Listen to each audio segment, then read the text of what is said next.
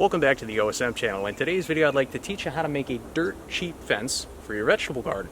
Now, full disclosure, this fence is not intended to keep small critters at bay such as chipmunks. However, it should keep the large animals such as deer out of your gardens, and I've had a problem with deer in the past, so this should correct that issue. Before I get into things, the material I'm using and how I plan to assemble this fence for next to nothing, I want to talk about the cost of other options. So if you wanted to build a 200-foot long fence out of wood panels, pressure treated 4x4s, 8-foot spacing on the posts, laid in concrete, you're going to be looking at $3,000 to $5,000 just for materials, and that's if you plan to do the job yourself. For installation, you'd probably be looking at another $1,000 to $2,000. If you move down a tier to a slightly cheaper option, 5-foot tall welded wire fence, 6-foot tall T-posts, 10-foot spacing on those posts, you'd be looking at spending $700 to about $1,300 in materials to build a fence like that. Now today, I'm going to teach you how to build a fence for about $35. Yes, you heard me correct, $35. So how are we going to build a fence for $35? Well, the first thing we're going to have to figure out is how are we going to keep the netting up? And for that, I use one of two things. I either use pallets and free wood, or I use saplings, which I've cut down, and I simply bury them in the ground with a manual post hole digger. Yes, they will rot out in probably 3 to 5 years, but this didn't cost me a dime, and these saplings grow like crazy, and I had to trim them back anyway to keep the property healthy. Now, what am I going to use for the actual fencing material? Well, that's the key to this video, and it's this stuff. This is nylon trellis netting. This roll is 5 foot tall by 350 feet long, and this roll cost $35. $35 for 350 feet of this stuff. And if you have extra material, you can use this in your garden to string up cucumbers, tomatoes, string beans, whatever you need. So this stuff is cheap, economical, and it's just fantastic for many uses around the garden. Now, the only thing with this stuff, this nylon trellis netting, is the holes are 6 inches. So again, this stuff is not intended to keep out the small critters, but again, it should keep the deer at bay. Now, another economical option is this stuff. This is polypropylene netting. A 7-foot by 100-foot roll costs $15. The benefit of this stuff is the holes are much smaller, 3/4 inch holes. So you would think, well, it's going to keep out the smaller critters. However, I found that determined chipmunks will chew right through this stuff. Furthermore, this polypropylene netting isn't as UV resistant as the nylon. This is what I had around my garden for the first 2 years.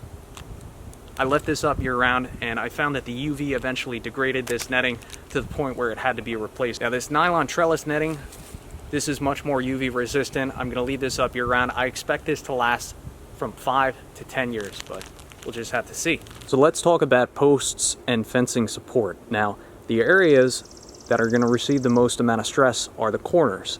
Now, for the corners, I generally like to fasten 2 pallets together at a 90-degree angle, and then I have a post going straight up. And this is all free wood. I got these pallets from an appliance center. Ideally, if I had enough of these, I'd probably surround the entire garden. But this is a nice strong corner, and it's going to be just fine for supporting that trellis fencing material. Now, what do you do for the straightaway supports? Well, look around your area. See what you have at your disposal. I have plenty of these saplings. Again, they grow like wildfire, and I have to trim them back to maintain the health of the forest. This one is about 8 inches in diameter, and I've dug down about 2 feet into the soil.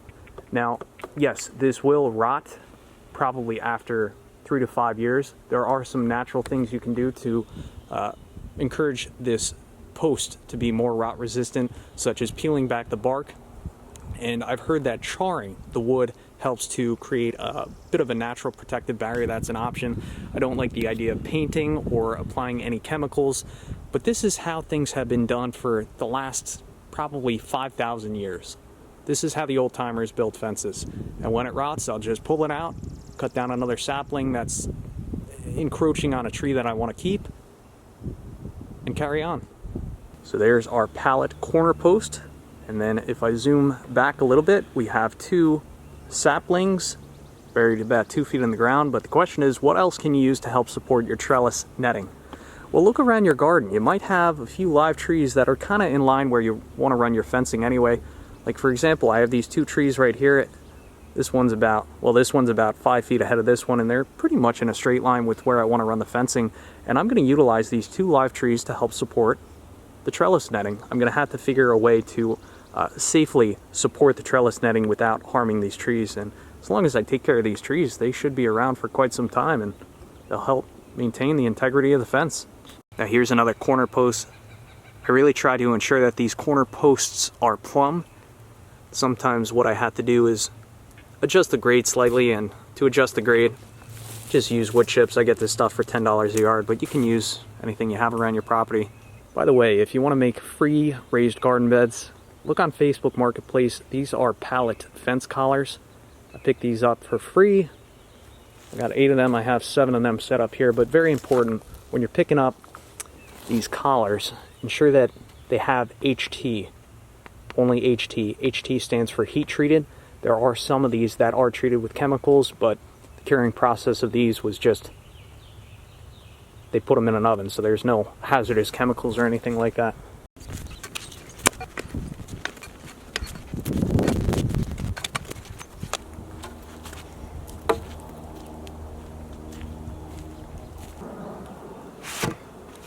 Alright, it's time to start fastening this netting to all our posts.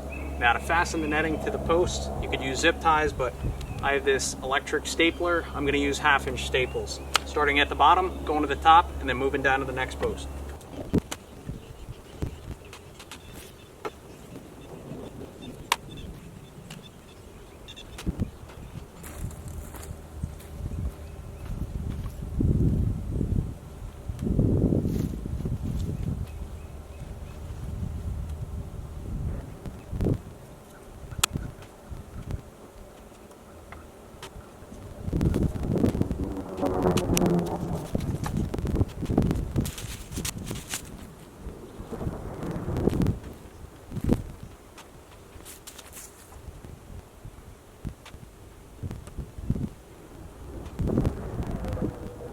So I just finished up the garden fencing project, and for the money spent, I gotta tell you, I'm pretty darn pleased.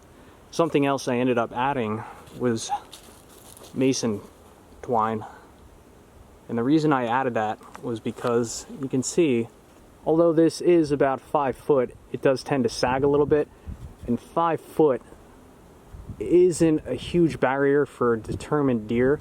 So the idea is, by adding this masonry twine or string about 1 foot above the fence, now that really deters the deer from jumping over this. I've heard of people using fishing line as well. Apparently the deer get spooked when they run into fishing line, but felt like it'd be better to have something a little bit more visible as a deterrent.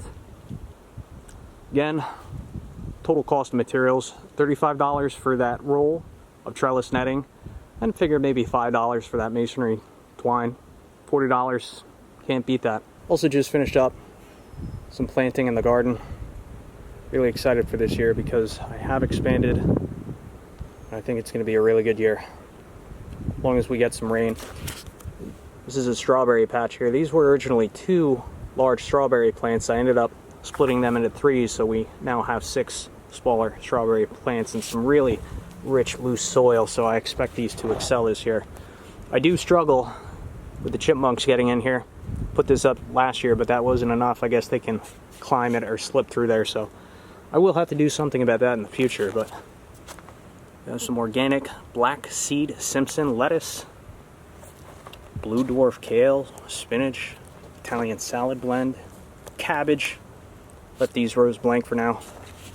Mammoth dill, organic cilantro, Boston pickling cucumbers, bush pickle hybrid cucumber. And these are going to be all the string beans here. It's going to be a good year.